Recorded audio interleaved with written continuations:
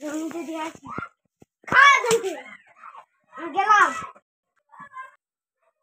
জমি হালতে যাবে জমি থেকে আসি এ কাজ ছাগল আমার জমি খাচ্ছে কাজ ছাগল আজকে নিস্তো সারা জমি জায়গা কাটছো ওই দাদা বুয়া ছাগলটা আনি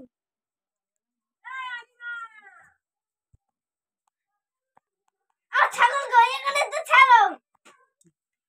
যাই জমি বেচাতে আসি আমার বক্তব্য বলো। ও তুমি না দাও তোমার